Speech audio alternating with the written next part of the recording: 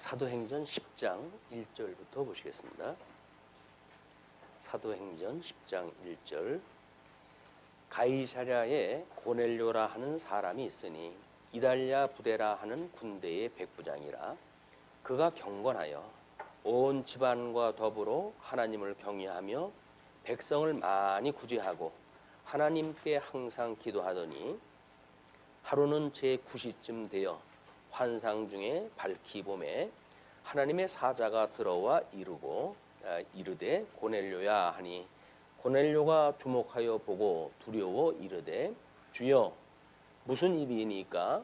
천사가 이르되 내 기도와 구제가 하나님 앞에 상달되어 기억하신 바가 되었으니 내가 지금 사람들을 요바에 보내어 베드로라 하는 시몬을 청하라. 그는 무두장이 시몬의 집에 유숙하니 그 집은 해변에 있다 하더라. 마침 말하던 천사가 떠나매 고넬료가 집안 하인 둘과 부하 가운데 경건한 사람 하나를 불러 이 일을 다 이루고 요바로 보내니라. 오늘 우리들이 상고할 내용은 10장에 이어가지고 가이사랴에서의 베드로의 전도에 대한 내용을 우리가 확인하게 됩니다. 이방인 성령 받음의 정당성을 확인할 그런 그 순서인데요. 하나님의 천지 만물을 지으시고 그리고 모든 우리 인생을 하나님의 기뻐하시는 뜻을 따라서 회복 섭리라도 하시기 위해 가지고 우리 예수님을 이 땅에 보내주셨고 그 예수님으로 인해 가지고 이제 이스라엘 백성들 선민 사상에 매여져 있던 그 사람들만 구원을 받는다고 생각했던 이런 때에 하나님께서는 전 이방인에게도 그 복음이 적용되어지는 것을 이제 보여주시기 시작을 했어요. 왜냐하면 성령이 오시면 너희가 권능을 얻고 예루살렘과 온 유다와 사마리아와 땅끝까지 이르러 나의 증인이 된다고 그렇게 약속을 하셨기 때문에 그 약속을 이루시기 위해 가지고 만사를 다 구비해 놓으신 겁니다. 만사를. 그러니까는 지금 우리들이 일어나는 모든 현상도 만사 하나님께서 정하시지 아니한 뜻이 없어요. 다 하나님의 기쁘신 뜻대로 지금 이루어지고 있다. 다만 우리가 성경을 어떻게 이해를 하고 그래서 그 성경이 계시되어진 하나님을 어떻게 깨닫고 그분을 어떻게 믿으며 살아가는가가 관건이지. 그걸 우리가 놓치게 되면 믿지 않은 사람들하고 똑같이 이 세상에서 무엇을 어찌어찌 해야 된다고 생각을 하면서 살아가게 되어집니다. 그래서 내가 마치 무엇이라도 할 수 있는 것처럼 생각이 드는 거예요. 그러나 일찍이 우리 이제 성경을 통해서 예수님을 믿음으로 해가지고 우리는 다 예수님과 함께 죽었다고 고백을 했어요. 우리 부활절 이제 그 때도 이게 성천식을 통해 가지고 예수님의 죽으심을 본받아 가지고 우리가 다 함께 죽은 바가 되어졌다. 그래서 우리 혈과 육도 다 예수님하고 함께 죽을 때에 못에 박았다고 신앙 고백한 사람들 아닙니까? 내 안에 있는 거는 이제 오직 예수 그리스도밖에 없다고 신앙 고백을 했어요. 왜냐면 사망 중에서 우리를 불러내셨다고 믿고 예수님의 부활로 인해서 우리가 거기에 참여되어진 바고 믿는다고 이야기를 했으니까 그런 그 믿음으로 우리가 세상을 살아가게 되면 우리 이제 혈과 육으로 살아가는 이 세상의 모든 것들은 다만 하나님을 배우고 깨달아 가는 데에 익힌 공부를 위한 광야의 교회입니다. 광야의 교회. 이제 요단강을 건너가게 되면 육신의 장막 다 벗어버리고 요단강을 건너가겠죠. 우리 하나님 나라 갈 때까지는 이제 이 말씀을 끊임없이 통해 가지고 우리 하나님이 어떠한 분인가를 배우고 그분 경외함을 배우는 것이 인생의 본분이란 말이에요. 그 본분을 놓치게 되면 여전히 우리 사단들은 우리들을 자기 손아귀에다 넣고 자기 마음대로 우리를 주장하려고 그러죠. 뭐 이래라 저래라 내 말을 들으면 떡 하나 주면 안 잡아먹지 뭐 이런 옛날 얘기처럼 끊임없이 우리를 미혹을 갖다 해온다. 그런 어떤 신의식을 가지고 우리가 하나님의 이 말씀을 이해라도 하려고 해야지 여기서 뭐 성령을 받았던 베드로가 어떻게 하니까는 성령 이방인이 뭐 말씀을 전하는데 성령을 받았다는 등 이런 어떤 과정 이 역사적인 섭리에 일어난 현상 이런 게 몰입이 돼 버리게 되면 격가지로 빠져버리게 되어지는 거예요. 우리는 이 과정을 통해 가지고 하나님이 그렇게 이제 성령이 오시게 되면 권능을 얻고 땅 끝까지 증인이 되게 하신다고 하더니 정말 일이 그렇게 되어져 가네. 그러면 하나님이 지금도 살아계시다는 이야기네. 살아계신 하나님이 만사를 하나님의 뜻대로 섭리해 가신다는 이야기네. 그런 분이 우리를 사랑한다고 하는 사랑이 믿어졌을 때 우리는 이 세상을 사랑할 때 있고 없고를 떠나가지고 힘있게 살아갈 수가 있는 거예요. 그렇지가 않으면 되어지는 현상 때문에 코가 빠지기도 하고 기고만장하기도 하는 거예요. 그런 그 일들이 하나님을 모르기 때문에 나타나는 현상이다. 우리 하나님에 대하여 하나님 계시한 것이 성경이니까 성경을 통해서 하나님을 배울 때마다 하나님이 이러신 분이로구나. 그런 지금도 살아계실 뿐만 아니라 대주제가 돼가지고 만사와 만물을 하감을 하고 계시고 그리고 거기에 하나님의 택한 백성들을 인도해 가시는 그런 그 하나님을 우리가 보게 되어지는 겁니다. 그래서 우리 교동문 시간에도 오늘 23편을 갖다 우리가 함께 교독을 하지 않았어요? 하나님께서 우리와 함께 하시는 거예요. 설사 음부의 자리에 우리 자리를 핀다 할지라도 함께 계신 분이에요, 그분이. 그래서 원수들이 우리들한테 해를 입히지 않도록 우리 주님께서 우리를 지키고 있다. 안위의 막대기가 되어지신 분. 그리고 이제 끝내 우리에게 하나님 천국상을 베풀어 주실 거거든요. 요한계시록에서 이야기하기는 이기는 자에게는 뭐 흰옷을 입게 하시고 먹을 걸 주시게 하시고 생명과를 먹게 하시고 하는 이긴 자에게 주어지는 모든 것들을 우리한테 큰 상을 베푸실 거예요. 이게 견인해 가시는 하나님의 은혜로 우리가 입게 되어지는 분복이다. 그걸 우리가 바라보고 살아간다고 한다면 세상 살아가는데 잠시 배가 고픈들 그건 뭐 대수겠어요. 일부러 살 빼려고 다이어트도 하는데 없어가지고 3끼 먹을 거 못 먹고 2끼 먹는다고 하더라도 결코 그걸로 해가지고 기 빠질 일이 아닙니다.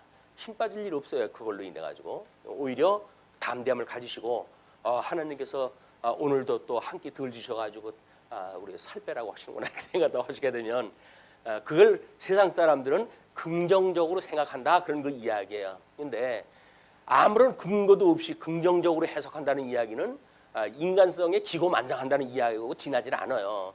우리는 하나님이 그래서 섭리해 가신다고 하는 은혜에 붙들려 살아가는 성도들의 행복이기도 합니다. 자, 그런데 이제 가이사랴의 지역이에요. 거기 고넬료라고 하는 사람이 있는데 그 고넬료라고 하는 사람에 대한 소개를 이렇게 합니다. 이달리아 부대라 하는 군대의 백부장이다. 그러니까는 그 이달리아 부대라고 하는 그거는 뭐 이 성경학자들에 의하면 300명 내지 600명 정도의 규모의 군대라고 이렇게 이야기를 합니다. 가이사랴에 총독부가 있기 때문에 방위 부대. 뭐 우리 이제 저 중앙에 서울 같은 경우는 방위사령부가 있어가지고 청와대를 중심으로 해가지고 이제 대통령을 지키고 하잖아요. 그처럼 그런 그 부대가 있는데 그 군대의 백부장이에요. 백부장은 수하에 100여 명의 부대를 거느리고 있으니까 아마 그 대대급의 그 군대에 이제 중대장급으로의 일을 갖다 하는 사람이 백부장이에요. 그 사람이 이제 고넬료라고 하는 사람입니다. 근데 뭐 이탈리아 부대의 백부장이니까 이방인이죠. 그런데도 그가 경건하여 온 집안과 더불어 하나님을 경외하며 백성을 많이 구제하고 하나님께 항상 기도하더니 그 유대교로 해가지고 아마 귀화가 됐던가 봐요. 근데 뭐 그 유대교를 해서 어느 정도 침묵을 짓고 있는지 모르겠지만 일단은 그렇게 구제하고 하나님께 항상 기도하고 하는 일들이 있었는데 하루는 제 9시쯤 되어 환상 중에 밝히 봄에 하나님의 사자가 들어와 이르되 고넬료야 하니 고넬료가 주목하여 보고 두려워 이르되 주여 무슨 일이니까 천사가 이르되 내 기도와 구제가 하나님 앞에 상달되어 기억하신 바가 되었으니 내가 지금 사람들을 요바에 보내어 베드로라 하는 시몬을 청하라. 그는 무두장이 시몬의 집에 유숙하니 그 집은 해변에 있다 하더라. 장소와 인물까지 지목을 갖다 해가지고 그들을 요청을 하라고 이렇게 이야기를 해요.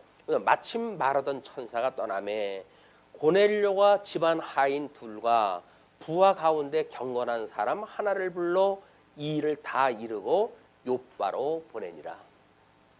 아마 지금도 믿지 않는 사람들은 그렇게 할 거야. 지금도 천사가 내려와 가지고 나한테 무슨 이야기가 하면은 내가 믿겠다 이렇게 이야기도 하죠.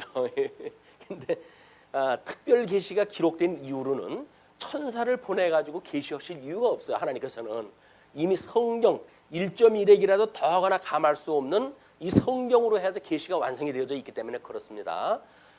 뭐 요즘 시끄러운 그 일을 갖다가 하는 사람이 하나가 있는데 신문에 이름이 오르내리고 그 사람이 주장하는 바가 있어요. 뭐냐면 내가 물 위를 걷는 거를 제외해 놓고는 성경의 모든 표적을 다 이루었다 이렇게 얘기했다 해요. 예수님만 이제 물 위를 걷는 걸 갖다 했는데 자기는 예수님 바로 아래급이라고 이제 이야기를 하는 거예요. 그렇게 장난질을 치니까 많은 사람들이 그 사람한테 뭔가 이렇게 매여요. 뭔가 실력이 있는 사람 같고 능력이 있는 사람 같고 그리고 하나님의 아주 제일 어떤 1등 가는 그런 사도가 돼가지고 이런 말을 갖다 하는 줄 알고 그렇습니다. 근데 성경은 66권까지 완성이 되어졌기 때문에 지금 무슨 역사가 이루어진다고 하는 거는 전부 거짓말이에요. 우리 이단들한테 가장 잘 나타나는 현상이 뭐냐면 내가 성경에 이야기했던 보혜사다, 내가 성경에 말했던 재림 예수다, 내가 성경에 말한 아무개다, 내가 성경에 말한 사도다 라고 하는 사람들이 전부 이단들이에요. 성경은 성경이 완성되어진 거지 그 성경이 왜 지한테 이루어져요? 그게 지가 그 적그리스도가 아니면. 그냥 그런 사람들은 성경관에 대한 오해를 가지고 자기도 속고 뿐만 아니라 자기가 이제 하나님께서 맡겨놓으신 모든 양무리를 속이는 그런 역할을 다 하게 되어지는 것이 비극의 역사예요. 참 측은하기 짝이 없죠. 뭐 그 사람들 열심히 일합니다. 되게 열심히 일을 해요. 그 열심히 일하는데 잘못 알고 있는 그런 그 계시관을 가지고 성경관을 가지고 목회를 하다 보니까 뭔가 표적을 보이길 좋아하고 다른 사람 앞에 또 어떤 사람은 세속화돼 가지고 이성적, 합리적, 철학적 뭐 이런 인문학적 이런 접근으로 해가지고 설득하기를 좋아하고 이런 사람도 마찬가지인 거야. 성경 계시를 통해 가지고 하나님은 이런 분입니다라고 우리가 공부를 했다 해야 되는데 그것이 아니라 사람들이 잘못 성령께서 붙들어 주시지 않으면 격길로 셀 수밖에 없어요. 세속주의로 빠지고 신비주의로 빠지고 또 율법을 지킨다고는 율법주의로 빠지고 하는 것들이 다 안타까운 그런 현상들입니다. 그러나 하나님께서 우리들에겐 특별히 성경만 하나님의 진리의 말씀이라고 이제 믿게 하시고 그렇기 때문에 성경대로 알고 성경대로 믿고 성경대로 살자라고 하는 우리 교회 표를 가지고 이렇게 교회 생활을 할 수 있는 늘 깨어 있도록 하나님께 붙들어 주시는 은혜 중에 우리가 있다. 이것은 아마 이런 말씀을 우리가 상고할 때마다 은혜예요. 은혜의 섭리. 조금만 빗나가면 우리 뭐 조금만 자리 이동하게 되면 말도 안 되는 이야기 가지고 자기의 자랑을 갖다 일삼고 뭐 교세를 갖다 자랑하고 이런 것들이 지천에 깔려져 있어요. 그게 아무 소용이 없는 겁니다. 하나님 나라에서 지금 무슨 일이 벌어지는지도 모르면서 땅 아래에 있는 현상을 보고 쾌재를 부른다는 이야기는 참 답답한 이야기예요. 지금 이제 여기서 그 고넬료가 적어도 하나님께 보냈던 그 천사로 인해 가지고 그런 명령을 드는 거거든요. 욥배로 보냈어요. 근데 이제 9절로부터 16절 보시게 되면 베드로가 속된 음식을 먹으라는 환상을 보게 되어집니다. 베드로도 마찬가지로 환상을 봐요. 자, 이튿날 그들이 길을 가다가 그 성에 가까이 갔을 그때에 약 하룻밤을 지나고 20시간 정도가 걸린 시간이 이제 그 베드로를 만나는 시간이라고 이렇게 이제 계산으로 나오는데 그 가까이 갔을 때 그때 베드로가 기도하려고 지붕에 올라가니 그 시각은 제6시더라 해가지고 이제 아침 기도 이 6시의 기도가 끝이 나면 이제 식사를 갖다 할 시간이거든요. 그래가지고 올라갔어요. 근데 그가 시장하여 먹고자 하매 사람들이 준비할 때에 황홀한 중에 보통은 6시 기도가 끝나고 식사를 하기 때문에 훈련되어진 사람들이기 때문에 그때 배고프면 안 되죠. 그런데 이거는 이미 기도가 제법 시간이 흘렀고 그래가지고 배고픈 시간까지 이르게 되어진 걸로 보아야 되는 거예요.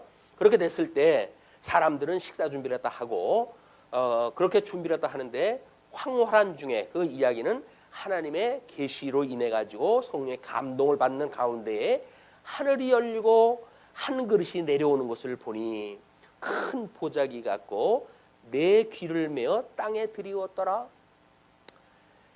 이제 우리는 뭐 주님이 가르쳐 주신 기도할 때마다 이제 일용할 양식을 주셨고 그러잖아요. 이제 그 양식을 어떻게 해석해야 되는가라고 하는 문제로 해가지고 지금 우리가 뭘 먹을 걸 구해야 되는 거다 포함되어 있다 이렇게 이야기했다 해요. 근데 이미 산상수훈 뭘 먹을까 마실까 너희들은 염려하지 말라고 그러시거든요.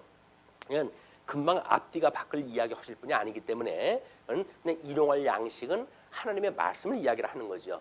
그 하나님의 말씀을 이제 우리가 구해야 되는 그런 때인데 여기서는 육적으로 해가지고 시작할 때고 그럴 때의 황홀한 가운데 지금 하나님께서 그 하늘을 열고 한 그릇이 내려오는 걸 보여주시는 거예요. 그런데 그 보자기 갖고 내 귀를 메어 땅에 들이웠더라.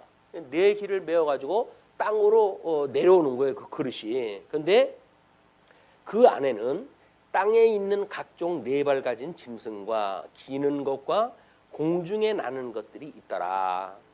근데 또 소리가 있으되 베드로야 일어나 잡아 먹으라 하거늘 환상 중에 그런 얘기가 들리는 거예요. 그러니까 베드로가 이르되 주여 그럴 수 없나이다. 속되고 깨끗하지 아니한 것을 내가 결코 먹지 아니하였나이다 한데 베드로의 이 말은 유대주의자들로선 당연한 이야기야.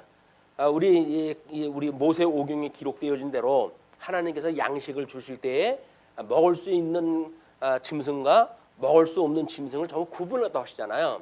이거는 그 육적으로 우리가 먹거리를 구분하셨던 그 이야기는 하나님께서 여전히 이 땅에서 이루어지는 사건이에요. 이 하늘에서 하나님의 뜻이 이 땅에서 이루어지는 걸 이제 우리가 구하게 되어지는데 이 하늘에서 이루어진 거는 이미 하나님이 이 세상을 만들기 전서부터 가지고 계신 뜻입니다. 하나님의 그런 그 계획이 하늘에서 이루어진 것처럼 이 땅으로 이루어지는 것이 계시의 역사란 말이에요. 그러니까 이건 하늘에서 이루어진다는 이야기는 이미 천상계를 통해 가지고 다 완성이 되어진 거예요. 이것은 이루어진 것 같이 그러죠. 하늘에서 이루어진 것 같이 그 이야기는 이것은 다 완성되어진 저 뜻이 이루어진 그런 그 세계가 하나님의 이 천상계의 역사란 말이에요. 이 천상계가 있는가 하면 하나님께서 이거를 지금 천하계 이 넷째 날 태양을 만드시고 이제 이 땅의 모든 그 짐승이라든지 이런 걸 만들어 놓으셨는데 그 만들어 놓으신 걸 통해 가지고 이 완성되어진 거를 여기서는 계시로 보여주는 사건이에요. 그러니까 이것이 만약에 완성되어진 걸 우리가 계시로 이해한다고 한다면 현상 세계 속에서 여기서 메인다고 해가지고 하늘에서 메일고 여기서 풀린다고 해가지고 하늘에 풀릴 까닭이 없죠.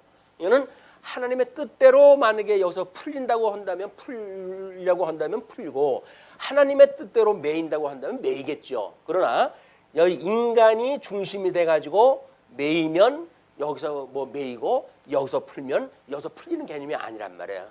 근데 이런 걸 이제 오해를 하게 되면 마치 여기서 뭘 하게 되면 이것이 하늘에서 이루어져 가지고 우리 상급이 이루어지는 걸로 오해를 갖다 하게 되어지는 거거든요. 우리 하나님의 그 말씀은 그렇지가 않다. 지금 이 천상에서 지금 여기 궁창으로 가려져 있어요. 여기는 궁창으로 가려져 있기 때문에 이 궁창의 하늘 이거 하늘을 열었을 때 이제 이 천상계가 보이는 거니까 지금 고넬료에게 보여주는 세계는 궁창을 하나님께서 걷어가지고 이 세계를 좀 보여주는 사건에 보여주는 사건.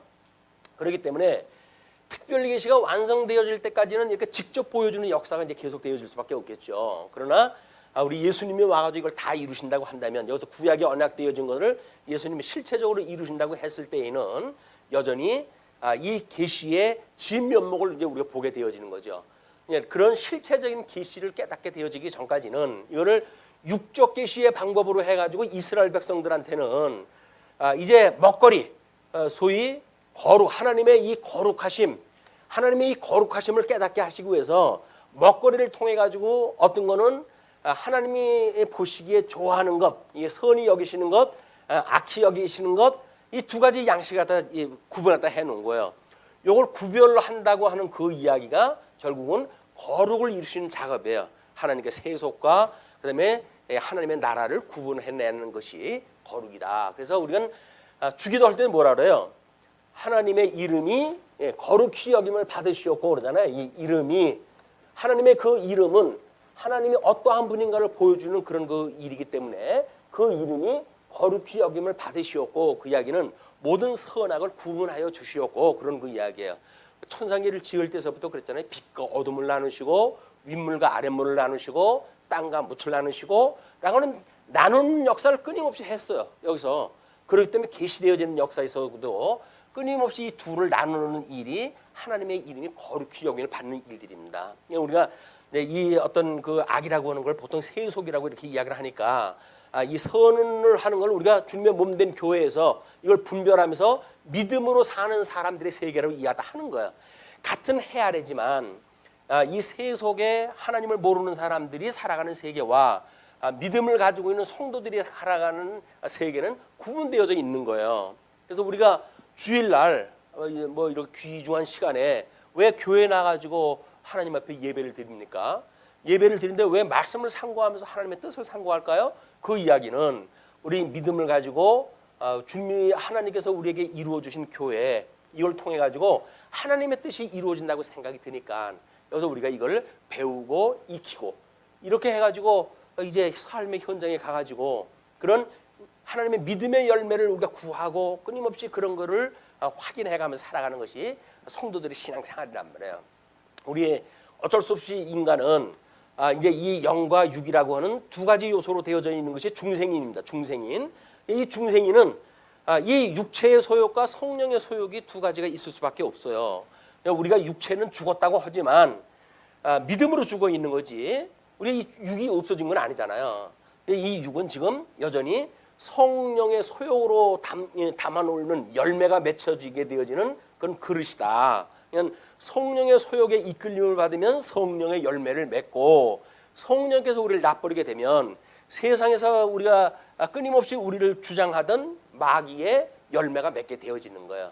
이게 우리 본성의 문제라고 이렇게 이야기를 했어요. 그래서 그릇의 질이 바뀌는 게 아니다. 그것은 가치 중립적이기 때문에 성령께서 우리를 붙들고 계시냐 그렇지 않느냐에 대한 문제라고 끊임없이 이야기를 했어요. 근데 우리는 이걸 보고 보통 사람들을 판단하잖아요. 뭐 그렇게 해가지고 뭐 예수 믿는 사람이 그래요 뭐 이렇게 얘기하는데 그게 아니에요. 우리 그 주보에도 그걸 소개해드렸죠. 베드로의 그 시몬 베드로가 어떻게 사역을 했는지 그를 성경적 이 성격적 변화라고 해가지고 3번 사항에다 그렇게 해놨는데 그냥 소개를 해드리면 오해가 될 것 같아요. 그래서 거기에 왼쪽에 얘는 예수님을 믿고 변화받기 전에 그런 그 사건을 육체의 소욕으로 돼 있고 그 다음에 예수님 맞고 그런 성격적 변화가 이루었다라고 이야기를 하는데 그걸 성령의 열매로 일부러 구분했다 해드린 거는 마치 사람들이 예수를 믿으면 이게 변하는 걸로 착각을 하기 때문에 오해가 있는 거예요. 이건 오해가 있는 게 아니에요. 이거이 변하는 게 아니다. 우리 믿음이라는 것도 그렇습니다. 믿음이 우리들 어디에 그 믿음이 쌓여져 있기 때문에 그 믿음을 뽑아가지고 믿음으로 우리가 살아간다고 생각하는 것이 그렇게 이야기를 하잖아요. 그렇지 않고 여전히 영존하시는 우리 하나님께서 성령의 감동으로 이 성령께서 우리를 주관하심으로 그 이야기예요. 그러니까 우리는 중생인은 영과 육으로 만들어진 인생 이런 구성 요소가 되어져 있지만 이걸 주관하시는 분은 여전히 성령님께서 우리 붙들고 계시다. 그러니까 우리 믿음은 이분께서 우리의 믿음으로 붙들어 주셔야 가능한 거예요. 그러니까 우리가 끊임없이 우리에게 구원을 하여 주십시오. 우리 고난 기도할 때도 그런 말씀을 하셨잖아요. 죄 우리 시험에 들게 하지 마시고 우리를 악에서 구원해 주세요. 그 이야기는 뭐예요? 성령께서 우리를 붙들어 주시지 않으면 그 일이 안 되거든요. 그냥 끊임없이 그걸 우리가 기도를 하는 거예요. 이게 뭐 우리가 다 이루었다, 뭐 섰다 하는 사람들이 많아가지고 문제가 심각합니다. 이루어진 거 아무것도 없고 선 거 아무것도 없어요. 다만 우리는 온전케 하시는 예수 그리스도, 우리 예수 그리스도 이분을 표대로 해가지고 다른 박질 칠 뿐이에요. 그쪽으로 해서 최선을 다해서 다른 박질을 하고 경주자처럼 뛰어가고 열심히 우리가 사역을 하지만 그 이야기는 온전케 하시는 분이라고 하는 것을 붙들고 있을 때에 가능한 일이에요. 이분이 온전케 하는 것이 없이 인간 스스로가 뭐가 온전해진다든지 이렇게 되어지게 되면 얼마나 더 기고만장하겠습니까? 이건 하나님께 그렇게 원천적으로 봉쇄를 해버리셨어요. 너희들 스스로는 아무것도 아니야. 너희들은 먼지뿐이 안 돼. 다만 내가 은혜로 붙들어줬을 때만 가능한 거야. 그냥 오든지 너는 나를 의지해야 돼. 그 이야기야. 나를 믿고 나를 따라야 되는 거지. 늘 스스로 뭘 한다고 자고하지 말어. 라고 하는 것을 소위 세상 용어로 하는 겸손이다 이야기를 하는 거예요. 나를 부인하고 예수님을 따르는 그런 그 일이기 때문에 그렇습니다. 이건 그런 우리 어떤 사역자의 변화라든지 이런 것을 이제 잘못 오해를 하게 되면 성경을 통해 가지고 하나님이 어떠한 분인가에 대한 이제 우리가 신지식이라고 이렇게 신지식 하나님이 어떠한 분인가에 대한 이런 거에 우리가 치중하는 것이 아니라 끊임없이 우리들의 어떤 과업, 우리들이 이루었던 일들, 공적 이런 걸 가지고 논의가 되어지기 때문에 지금 대형교회에서 일어나는 문제들이 다 뭘까요? 전부 이 문제들이에요. 어떻게 하면 평수 늘릴까, 어떻게 하면 사람 수 늘릴까 해가지고 좀 무리한 수를 갖다 쓰기도 하고 뭐 이렇게 하다가 보니까는 그냥 사람들이 질려버리는 겁니다. 세상에서도 경쟁하고 싸우기가 힘든 세상인데 교회 가면 더해. 예. 뭐 하다못해 연보하는 것까지도 그냥 옆에 사람 견제해가면서 A 장로가 뭐 얼마 하게 되면 B 장로보다 조금 더 해가지고 자기가 더 많이 하려고 애를 쓰고 이런 그 일들이 소위 세상에서 보여주는 일들이에요. 이런 것들을 성령의 우리 소욕으로 이끌림을 받는다고 한다면 이런 것이 아니라 하나님을 아는 지식에 우리가 더욱 이르러서 예수 그리스도 우리 장성한 믿음의 분량까지 이르게 하시는 하나님을 바라보고 그분만을 믿고 살아가게 되어진 거다. 우리 이 본문의 본질을 놓칠까 봐 지금 그걸 설명을 그렇게 드리는 겁니다. 자, 그렇게 하면서 이제 거기에 이제 그 겁을 갖다 하니까 또 소리가 있을 때 베드로야 일어나 잡아먹으라 하거늘 베드로가 이르되 주여 그럴 수 없나이다. 속되고 깨끗하지 아니한 것을 내가 결코 먹지 아니하였나이다. 뭐 지금까지 그래 왔어요. 근데 또 두 번째 소리가 있으되 하나님께서 깨끗하게 하시는 것을 내가 속되다 하지 말라 하더라. 이런 일이 3번 있은 후 그 그릇이 곧 하늘로 올려져 가니라. 자, 이건 환상이라고 그랬어요.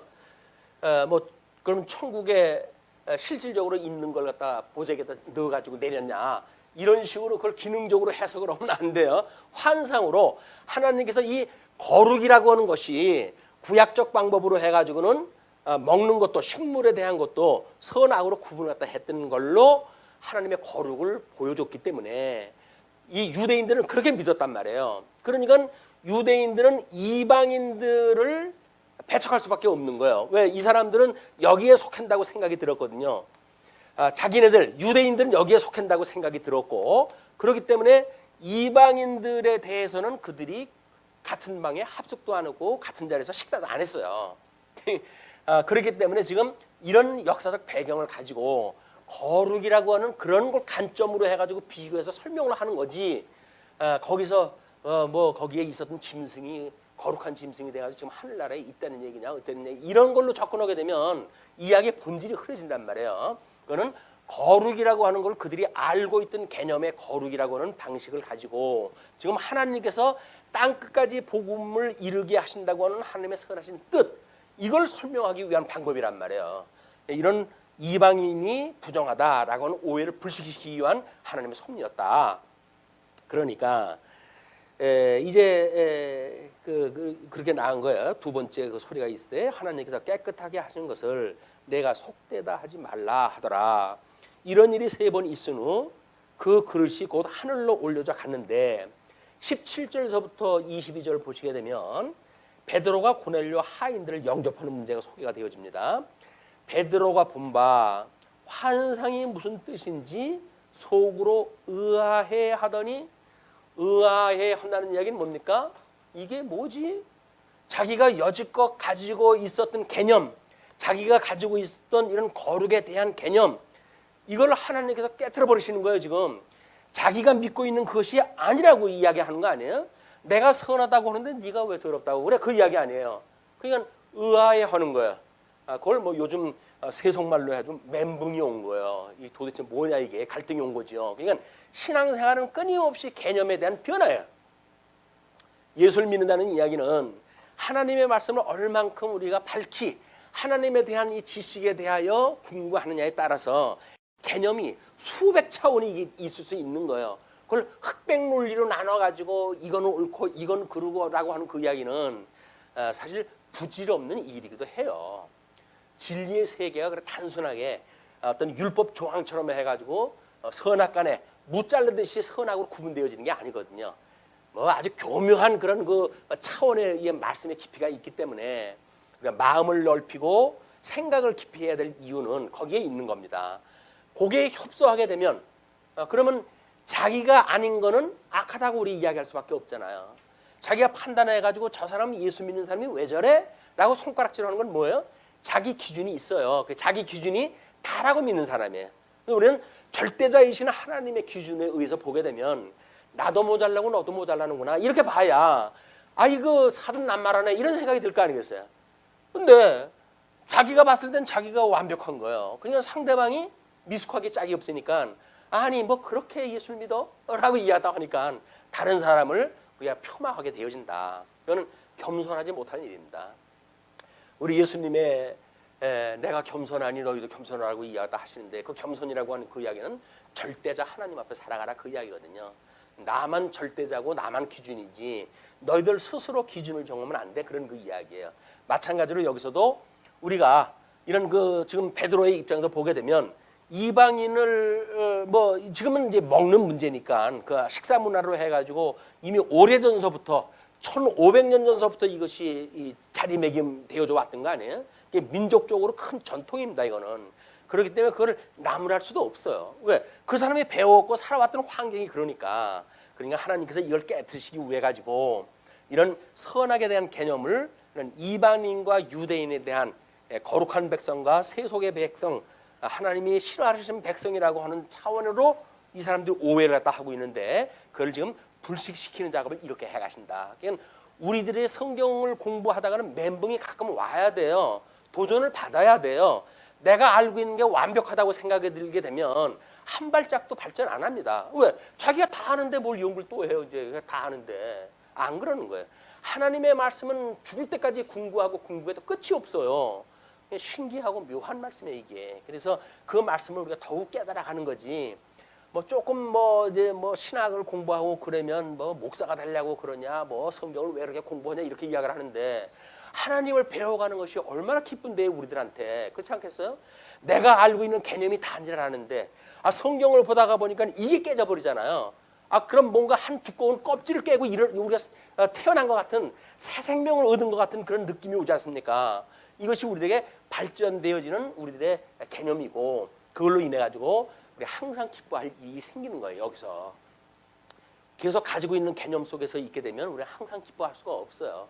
왜? 그걸 차고 넘치는 일을 끊임없이 계속되어지기 때문에 조금 있으면 또 이제 불만이 나와요. 그러나 말씀을 통해 가지고 하나님이 그 무궁무진하신 전지전능하신 무도부세하신 이런 그 하나님의 그런 그 신지식에 우리가 깨닫게 되어지게 되면 우리들에게 주어지는 이런 보잘것없는 인생이 뭔지를 알게 되어지니까 현재 있는 것에 고정되어지지 않는다 우리 생각이. 그걸 우리가 이 세속으로부터 얻게 되는 걸 자유라고 이야기를 하는 겁니다. 여기서는 자유. 이거는 종이겠죠. 이 자유의 개념이 노예니까 이 종으로 살아가는 거니까. 그래서 죄의 종로로 선 사람들이 이 죄로부터 자유를 입는다고 하는 그 이야기는 오직 이 진리의 말씀밖에 없는 거야. 말씀을 깨달았을 때 우리는 비로소 자유로워져요. 자유롭지가 않고 뭔가 이 규격에 정해진 규격에 해가지고 옳으냐 그러냐 시비 얽히기만 하고 이런 거는 결코 자유로운 사람들이 아닙니다.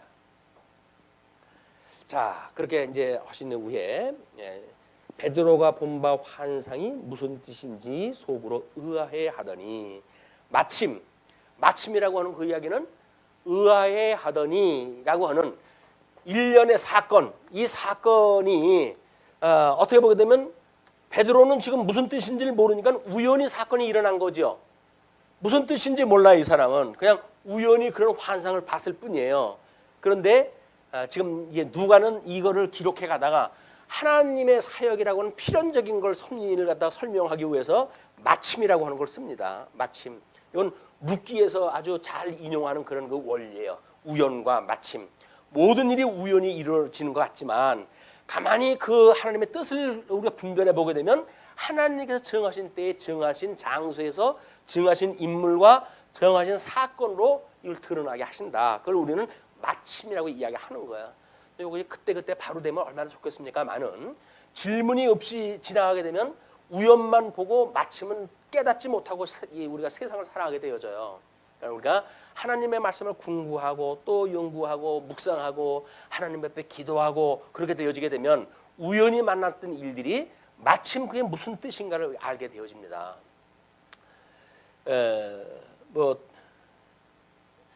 자, 좀 그래요.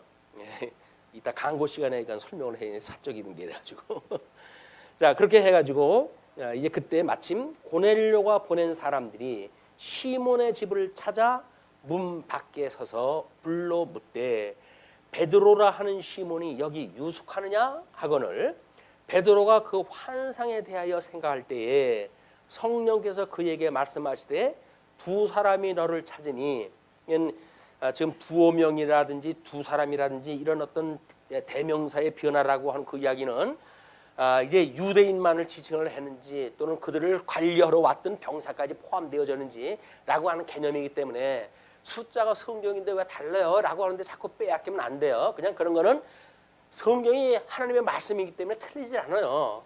일단 그런 신뢰를 가지고 그런 건 넘어가도 좋다. 그건 나중에 이제 성경 공부할 적에 따로 이렇게 연구를 하면 되지. 강론 시간에 일일이 그런 거 공부하게 되면 본질을 놓치게 돼요. 자꾸 이제 그쪽으로 빠지니까. 그렇게 이제 이해를 하시고 두 사람이 너를 찾으니 일어나 내려가 의심하지 말고 함께 가라. 내가 그들을 보내었느니라 하시니 두 사람이 온 거를 이유를 하나님께 설명하다 해주시는 거예요. 그러니까 베드로가 내려가 그 사람들을 보고 이르되 내가 곧 너희가 찾는 사람인데 너희가 무슨 일로 왔느냐? 이 마침이라고 하는 그 이야기가 지금 고넬료가 보낸 사람들이니까 하나님께서 보여줬던 이 일련의 사건과 또 너를 찾으러 온 사람이 있다고 하니까 그 내려가서 맞이하라고 했던 그 하나님의 말씀과 또 고넬료가 보낸 사람들이 방문했던 그 시점과 모든 것이 일치가 되게 되지 않겠어요 이게. 베드로가 그걸 확인했다 하는 거예요 이제. 확인하기를 너희가 무엇으로 나를 찾느냐 그런 그 이야기를 하니까 그들이 대답하되 백부장 고넬료는 의인이요 자기를 보낸 사람을 이제 소개했다 하는 거예요. 하나님을 경외하는 사람이라 유대 온 족속이 칭찬하더니 그가 거룩한 천사의 지시를 받아 당신을 그 집으로 청하여 말을 들으려 하느니라 한데 이미 고넬료한테 하나님께서 이제 그 천사를 보내가지고 이야기하신 거는 베드로를 통해서 복음을 들으라고 이제 명령을 하셨다는 거예요. 그렇게 한데 베드로가 불러들여 유숙하게 하니라. 이미 베드로는 그 뜻을 이제 알았어요. 하나님께서 이 짐승 뭐 이걸 내려가지고 우리가 거룩이라고 하는 걸 보여줬던 사건이 하나님께서 이거를 거룩하다고 하는 거하고 구분되는 게 잘못되어졌다라고 하는 걸 깨닫게 하시는 사건이었구나. 왜? 이방인들과 함께 유숙할 수가 없잖아요. 지금 이 유대인의 개념으로 본다고 한다면 이 선의 개념으로 봤을 때 그 사람들은 유대인들과 함께 유숙할 수가 없어요. 근데 이제 베드로는 함께 유숙하게 했다는 이야기는 뭐예요? 이방인과 유대인의 그 벽을 깨트리게 되어졌다 그 이야기예요. 그게 이제 우리 베드로가 얻게 되어진 자유입니다. 얼마나 자유롭게 되어졌는지 그걸 우리가 보여주는 장면이죠. 자 그렇게 하면서 이튿날 일어나 그들과 함께 갈새. 이거 동행하는 것도 안 돼요. 그런데 이미 동행을 하죠. 요바에서 온 어떤 형제들도 함께 가니라. 그래서 이제 그 병사들하고 이제 그를 왔던 사람들하고 함께 가게 되어지는데 이튿날 가이사랴에 들어가니 고넬료가 그의 친척과 가까운 친구들을 모아 기다리더니 고넬료가 지금 했던 그런 일들은 뭐 유대인으로서 좀 거룩한 사람이에요. 근데 천사를 통해 가지고 복음을 듣게 하라고 했던 이야기는 지금 유대인 수준이 아니라 뭔가 하나님의 본질적인 진리의 세계를 보여주기 위한 섭리라고 깨달은 거죠. 그러니까는 뭐 자기 가족들뿐만 아니라 자기 친구까지 다 동원을 다 해놨어요 이미. 그게 준비된 자세입니다. 준비된 자세.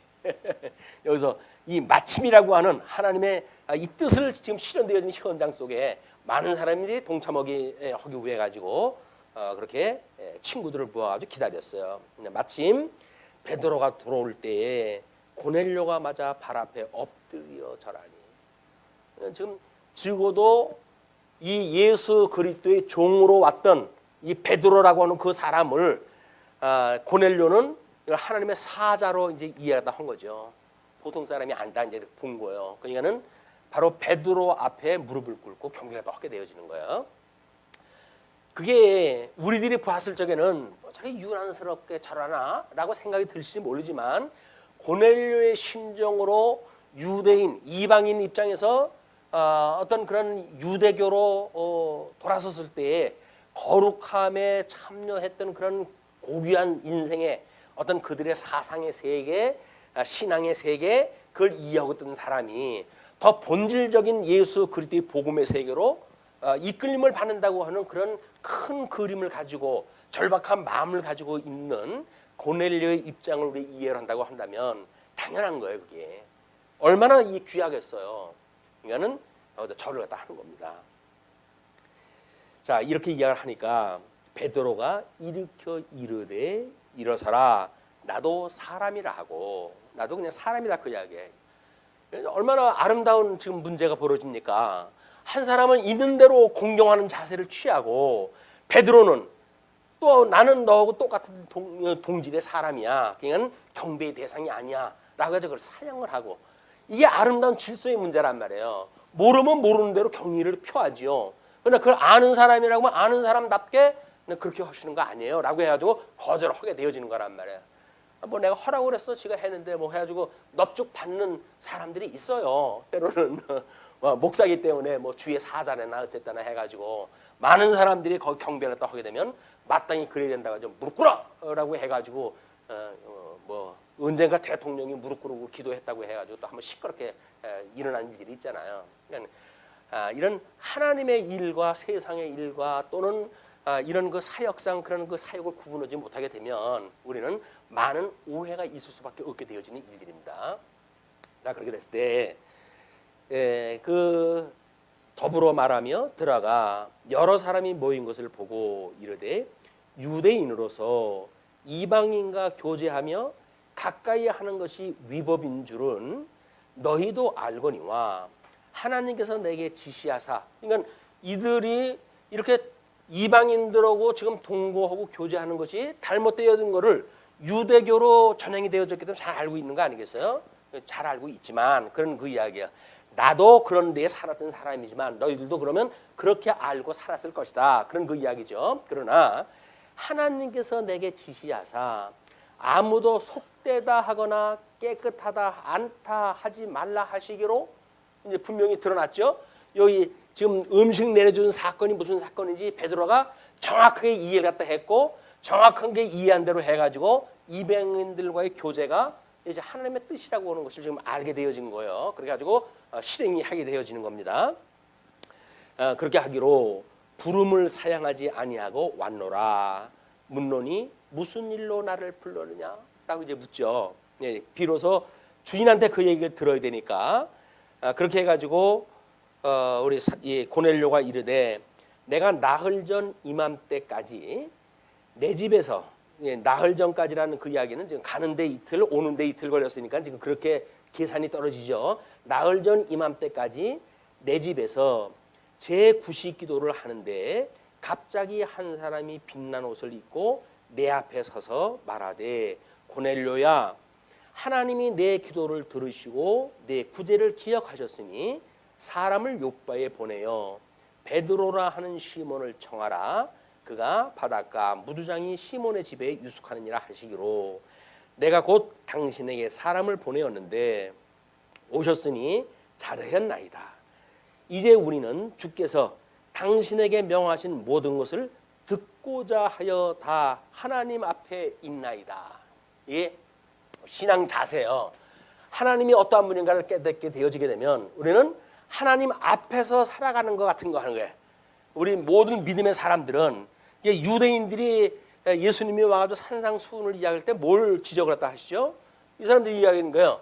하나님 앞에 어떤 선한 일을 갖다 한다고 하는 일들이 유대인들이 했던 것이 여기서 뭐 기도, 구제, 또 금식, 이것이 유대인들이 종교 행위의 중요한 3대 덕목이에요.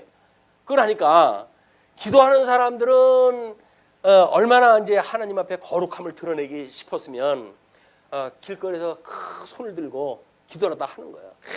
뭐 나는 세리와 같지 아니하고 뭐 어쩌고 저쩌고 해가지고 이제 기도하다 하죠. 예, 구제하는 사람들은 아이 또 뭐 시장거리 가가지고 종을 치면서 구제했다 하는 거예요. 나한테 오게 되면 내가 먹을 걸 줍니다. 뭐 요즘도 그런 그 교회가 많아요. 나한테 오게 되면 주일날 일주일에 점심 한 그릇 그냥 국수 한 그릇씩 줍니다. 뭐 이래가지고 종 치는 사람들이 있어요. 또 금식하는 사람들 뭐 한 끼를 갖다 굶고 뭐 며칠 굶은 것 같아. 인상 죽상을 갖다 써가지고 이렇게 신앙생활을 하는 것이 유대인들의 공치사였어요. 사람들 앞에서 행하는 믿음의 행위였단 말이에요. 이게 이 사람들 앞에서 하는 행위예요. 그런데 예수님께서 너희들 그러지 마라. 그럼 뭐라 그래요? 이걸 가르쳐주는 이야기가 기도하려고 하면 골방으로 들어가니에요. 골방. 골방이면 누구 보는 사람도 없잖아요. 보는 사람 없어서 기도를 또 하라 그러면 거기서 뭐 그렇게 큰 소리를 쳐가면서 아우성 칠 일이 뭐가 있겠어요. 자다가 뭐 하면서 그럴지도 몰라요. 골방 들어가서 허라고 그러면 나와서 하니까 사람들 앞에서 괜히 그 큰 소리 갖다 치지. 그냥 골방 들어가서 해라. 구제 너 시장에서 종쳐 그러지 말고 왼손이 한 거를 오른손이 못하도록 해 그 이야기예요. 그 얘기는 뭡니까? 구제라고 하는 건 은밀한 가운데 하라는 이야기예요. 은밀한 가운데. 교회에서 어려움이 있던 일들이 전부 이 구제 문제 때문에 떨어져요. 또 뭐 구제 좀 한다고 해가지고 돈 보내고 뭐 뭘로 해가지고 하는데 이번에도 뭐 큰 교회에서 그 뭐 좀 잘못되어졌다. 그건 뭐 우리 신앙적으로 옳지 않다라고 하는 걸 이 일을 갖다 제기를 했다 했더니 선교사들한테 보내줬던 돈들을 다 끊어버리는 일들이 만들어지고 그러는 거예요. 이 왼손이 온 걸 오른손이 모르도록 해야 되는데 그걸 가지고 갑질을 갖다 하는 걸로 쓰니까 세상하고 다를 게 아무것도 없는 거예요. 그거는 하나님의 기뻐하신 뜻을 모르는 사람들의 일이다. 어떻게든지 공적이 우선되는 거지. 무슨 뭐 그게 하나님의 뜻이라는 게 뭐 중요하냐 그런 그 이야기예요. 그래서 뭐 꽁 잡는 게 매라고 그래가지고 무조건 하고 자지간 결과주의 그런 걸로 해가지고 마치 대한민국의 현 주소를 갖다 보는 거와 똑같은 것이 교회의 모습으로 드러나고 있다. 이렇게 이야기를 했어요. 또 금식하는 건 뭐라 그래요? 머리에 기름을 바르래. 기름을 바르가지고 금식한 거 티도 내지 말래요. 내지 말래. 이게 하나님 앞에서 하는 거예요. 이게 인간 앞에서 하는 거고 이게 하나님 앞에서 하는 믿음의 행위란 말이에요. 이걸 예수님께서 이렇게 지적을 해주셨어요. 이거를 모르게 되면 이렇게 육신으로 해가지고 다른 사람들 눈에 보이는데 우리가 자꾸 관심을 갖고 이제 인기를 끌려고 그런 일들을 하게 되어진다. 자, 그래서 34절로부터 이제 43절 보시게 되면 베드로가 고넬료의 집에서 복음을 전하게 되어요. 비로소 34절 베드로가 입을 열어 말하되 입을 열지 않고 어떻게 말을 하겠어요. 그러나 그런 그 표현은 나름대로 예수님이 산 위에 올라 입을 열어 가라사대라고 하는 그런 그 이야기는 구약에 언약되어진 모습이 그대로 선언이 되어지는 거예요. 선지자들이 어떻게 말씀을 선포했는가 그런 것들이 지금 예수님이 그대로 이루었고 예수님이 약속되어진 게 사도들에 의해서 복음이 전파되어진다고 하는 사실을 표현하는 방식이란 말이에요. 그게 거기서 뭐 또 지금도 그러면 우리가 입을 열어가지고 복음을 전해야 된다 뭐 이렇게 이야기를 하는 그런 개념이 아니라 성경에 이루어지는 역사가 구약에 언약되어진 대로 예수님이 그걸 이루셨고 성령을 보내주셔가지고 주님의 몸된 교회 사도들을 세운 사도들로 하여금 그걸로 복음이 증거되게 하시는 사역이 그렇다 그 이야기예요. 자 그러면서 입을 열어 말하되 내가 참으로 하나님은 사람의 외모를 보지 아니하시고 각 나라 중 하나님을 경외하며 의를 행하는 사람은 다 받으시는 줄 깨달았도다. 이때 깨달은 거예요. 베드로가 하나님 이런 분이로구나. 땅끝까지 증인이 되게 하신다고 그러더니 예수님 부활하실 때 약속했던 거 아니에요. 그럴 때 질문 있으면 잠깐 뭐 부활하시는 예수님 붙들고 물어봤어야 되는데 그때는 뭐 너무 황홀했는지 그냥 지나갔던 일 아니에요. 땅 끝까지 이르러 나의 증인이 되어진다고 하니까 그냥 그런 그 일들을 지금 이래 이제 비로소 그걸 깨달은 거야. 그러니까 베드로도 예수님 부활했을 때 약속인데도 불구하고 깨달은 건 이때 깨달은 거예요. 이게 그러니까 성경을 우리가 공부해야 되는 건 끊임없이 공부하다 해야 된다. 자 그러면서 이제 만유의 주 되신 예수 그리스도로 말미암아 만유의 주 우리 빛과 어두움의 모든 것들을 심판하실 그런 그 예수 그리스도로 말미암아 화평의 복음을 전하사. 화평의 복음은 우리 하나님과 원수되어졌던 사람들 안에 이 세속에 빠졌던 사람들은 전부 이게 하나님 앞에 원수되어졌던 사람들이에요. 죄의 종로로 떼어지고 그래서 하나님과 원수되어졌던 관계에 있던 사람들이기 때문에 예수 그리스도로 말미암아서 우리가 화평의 복음을 전하사 이스라엘 자손들에게 보내신 말씀, 곧 이제 그 말씀에 대한 걸 풀어서 이렇게 설명을 합니다. 요한이 그 세례를 반포한 후에 갈릴리에서 시작하여 온 유대에 두루 전파된 그것을 너희도 알거니와 하나님이 나사렛 예수에게 성령과 능력을 기름 붓듯 하셨음에 그가 두루 다니시며 선한 일을 행하시고 마귀에게 눌린 모든 사람을 고치셨으니 이는 하나님이 함께 하셨습니다. 하나님이 함께 하셨던 일들을 지금 그렇게 나타났다 그 이야기예요. 또 우리가 성부 하나님을 믿사오며 그래요. 천지를 지으신 하나님 아버지를 믿사오며 그리고 그의 독생자 예수 그리스도를 믿사오니 구약에 언약되어진 우리 하나님을 믿는다는 이야기는 그의 독생자 예수를 믿는데 그 독생자 예수가 어떻게 이제 오셨고 어떻게 죽으셨는지에 대한 걸 신앙 고백을 하고 승천해가지고 하나님 보호자 우편에 지금도 끊임없이 계시면서 나중에 이제 심판을 갖다 하러 재림하신다는 거 아니에요? 심판을 갖다 구해가지고 재림을 갖다 하신다는 이야기니까 이걸 우리가 믿습니다 이렇게 고백을 해요. 예수님을 믿는다고 했을 때 그리고 이분이 지금 성령을 보내주셔가지고 그 보내셨던 성령을 믿사오니 그 이야기예요. 이분으로 인해 가지고 공교회와 성도의 교제와 우리의 이 사제의 문제와 그다음에 우리들의 뭐 영생하는 그런 그 문제와 또 우리 마지막 심판날 우리 주님께 구원하실 것과 모든 것을 믿는다고 고백을 한단 말이에요. 그거는 지금 어디에 전부 집약되어져 있는 거라고요? 성경 66권에 있는 거를 압축해가지고 우리 고백을 하는 거야. 그러니까 성경 기록되어진 거 외의 걸 가지고 우리 신앙 고백하는 게 아니에요. 신앙에 있는 내용, 성경에 기록되어진 내용만 가지고 그걸 믿고 살아간단 말이에요. 성경의 것이 지금 우리한테 이루어지는 게 아닙니다. 우리는 그걸 주님께서 믿어지게 하셔서 믿음으로 살게 하신단 말이에요. 성경 66권을 믿어지게 해가지고 이게 하나님의 말씀이 이렇게 뜻이 이렇구나. 선한 뜻은 분별하면서 영적 예배를 드리는 성도의 삶이 이제 진행이 되어지는 것은 철저하게 하나님 뜻 분별로부터 시작이 되어지는 거예요. 요즘 뭐 성경이 이렇게 기록되었으니까 내가 그렇게 살아간다든가 그런 개념이 아니에요. 성경은 이미 다 완성이 됐어요. 이 요한계시록의 그 이야기의 모든 역사들도 거기서 계시록이라고 그러니까 마치 성경 기록 이후의 모든 역사가 거의 이루어지는 걸로 설명되는데 그렇지 않아요. 그때 있던 상황이고 그걸 이루시는 하나님의 나라에서 지금 보여주는 세계가 뭔지 그걸 다 보여주는 거예요. 천상계를 통해 가지고 이렇게 이루어질 거야. 지금 이루어지는 너희들 환란들 이거는 하나님의 정하신 뜻이 지금 보여지고 있는 거니까 그걸로 염려하지 마라. 이걸 지금 설명하는 것이 요한계시록의 이야기다. 자 이렇게 해서 사도행전을 하면서 자꾸 이 요한계시록의 예를 갖다 드내면 우리 역사적으로 이거 끝에 지금 요한계시록 배경이라고 말씀을 드렸어요. 그래서 이 사도행전 강론이 끝나고 요한계시록 강론 들어간다고 이미 그것도 설명이 되어졌기 때문에 이런 기초 작업을 미리 말씀을 드리려고 하는 겁니다. 자 그렇게 하고 곧 요한이 그 세례를 반포한 후에 갈릴리에서 시작하여 온 유대에 두루 전파된 그것을 너희도 알거니와 하나님이 나사렛 예수에게 성령과 능력을 기름 붓듯 하셨으며 그가 두루 다니시며 선한 일을 하시고 마귀에 눌린 모든 사람을 고치셨으니 이는 하나님이 함께 하셨습니다. 우리는 유대인의 땅과 예루살렘에서 그가 행하신 모든 일의 증인이라. 그들이 나무에 달아 죽였으나 하나님이 사흘 만에 다시 살리사 나타내시되 모든 백성에게 하신 것이 아니요 오직 미리 택하신 증인 곧 죽은 자 가운데서 부활하신 후 그를 모시고 음식을 먹은 우리에게 하신 것이라는 게 12사도를 지금 지칭하다 하는 거죠.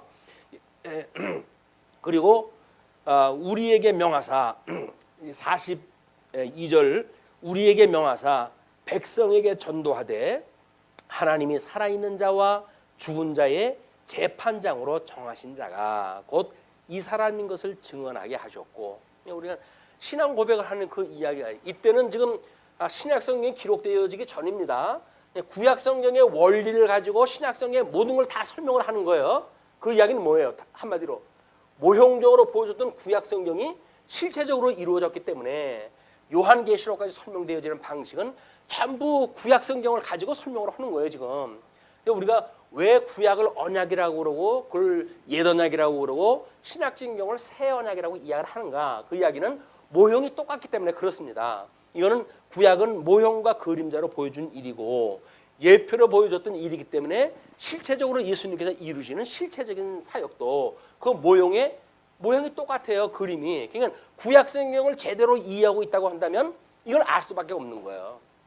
지난 시간에 이제 그 바울이 이제 그 뭐 아라비아로 해가지고 3년 동안 그 뭐 성경 공부를 하게 되잖아요. 그런 일들이 그게 구약 성경을 다시 한번 확인하는 과정인 것 같아요.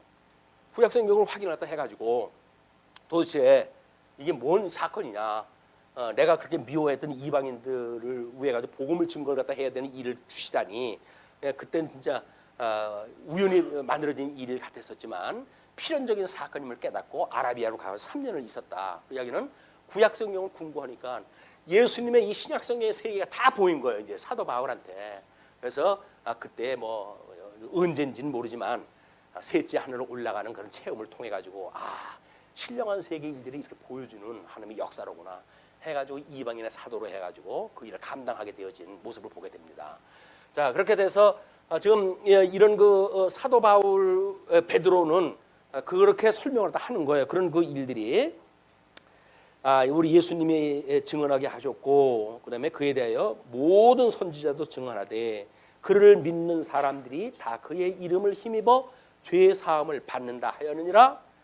그러니까 선지자들이 이야기했던 그 내용들 전부 구약 성경 이야기예요. 이거는 우리 요한계시록은 이 선지서에 대한 구도를 모르게 되면 요한계시록의 구도를 짤 수가 없어요. 놀랍게도. 그래서 우리 이제 뭐 구약 성경의 그 선지서에 보게 되면 대선지서 4개, 그다음에 소선지서 12가지로 되어져 있는데 그게 요한계시록의 목차 구도고 똑같아요, 이제. 그래가지고 설명하다 해가신다. 자, 그리고 이제 마지막으로 44절로 48절 보시게 되면 이방인에게 성령이 임하여 세례를 베푸는 사건이 소개가 되어져요. 이게 결과적인 문제겠죠. 베드로가 이 말을 할 때에 성령이 말씀 듣는 모든 사람에게 내려오시니 베드로와 함께 온 할례 받은 신자들이 이방인들에게도 성령 부어 주심으로 말미암아 논란이. 베드로는 이미 이제 믿었어요. 그걸 믿었지만 말씀을 증거하는 동안에 성령이 오심으로 해가지고 베드로고 동행했던 사람들이 그 사건을 다 깨닫게 되어지는 거예요. 놀랍게 그걸 바라보는 거예요. 이는 방언을 말하며 하나님 높임을 들음이라라. 방언을 말하는 거는 지금 안수하지도 않고 아무것도 안 했어요. 그냥 말씀만 증거했다 했는데 방언이 왔다고 하는 그런 사건은 오순절달 오셨던 그 성령님하고 똑같은 거예요. 그 성령님이. 그리고 물론 이제 이때 그들이 방언했다 했을 적에는 그 사람들이 말했을 것처럼 각 나라 사람들의 방언으로 이야기한 것 같지는 않아요. 왜? 여기는 뭐 각 나라 사람이 모인 게 아니잖아요, 지금. 그래서 이제 뭐 자기네들 그 사는 사람들하고 그리고 이제 뭐 베드로 및 그 같이 온 일행이 있었기 때문에 아마 한 가지 말로 하지 않았을까 싶습니다. 그런데 그런 그 방언의 역사가 이제 일어난 거예요. 이걸 가지고 지금도 방언을 갖다 해야 된다고 또 하는 사람들이 있잖아요. 방언은 뭐라 그랬어요? 방언 1만마디에 방언보다 깨달은 말 5마디가 더욱 낫다고 그러지 않습니까? 그 이야기는 방언은 이렇게 계시의 역사를 좀 설명하는 일이기 때문에 불분명한 계시의 역사예요. 성경이 온전하고 좋을 때는 부분적으로 알고 행하던 것들은 이제 끝이 난다. 그 이야기는 성경이 완성이 되는데 모형적으로 또는 부분적으로 알려주는 그런 은사가 무슨 소용이 있겠어요. 그러니까 그거는 일시적으로 끝이 난 거다. 성경 기록과 동시에 끝난 은사라고 우리 그 이야기를 하는 거예요.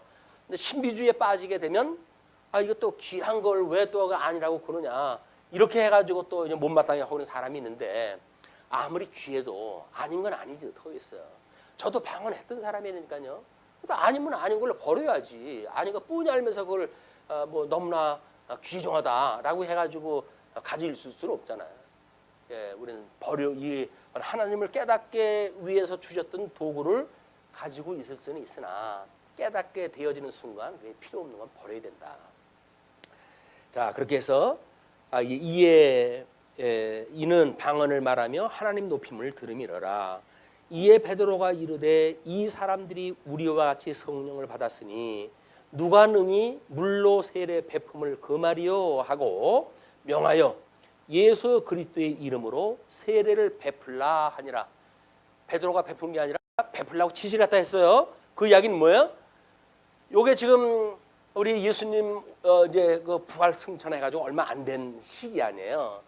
복음이 바울로 인해 가지고 고린도까지 복음이 증거됐을 때 그 고린도에 일어나는 현상들이 뭐예요? 내가 누구한테 세례 받았느냐 하는 걸로 파장이 짚고 난리가 아니에요. 이 사건서부터 우리가 봐야 이 어떻게 방언의 역사가 일어나고 아니면 지금 이 복음을 증거하는 그런 일로 해가지고 세례를 베푼 일들이 과연 어떤 의미를 깨닫게 되어지는 거예요. 그걸 그냥 그 순간에 내가 누구한테 세례 받았느냐라고 하는 현실 앞에 쓰게 되면 그러면 뭐 베드로한테 받았다는 운동 뭐 이렇게 해가지고 누가 우위냐라고 하는 걸로 싸울 수밖에 없잖아요. 불식시키는 방법은 이렇게 다른 사람을 시킨 거예요. 그들이 베드로에게 며칠 더 머물기를 청하니라. 뭐 머물면서 뭐 했을까요? 네, 그게 교제라는 이야기입니다. 네. 우리 베드로를 통해서 하나님의 뜻을 이루시는 우리 하나님의 섭리를 통해 가지고 은혜를 깨닫는 이런 시간이 되시고 우리 흩어져 있는 시간도 여전히 우리와 함께 하시는 주님 앞에 이런 귀중한 시간 보냈으면 좋겠습니다. 기도하시죠. 사랑이 많은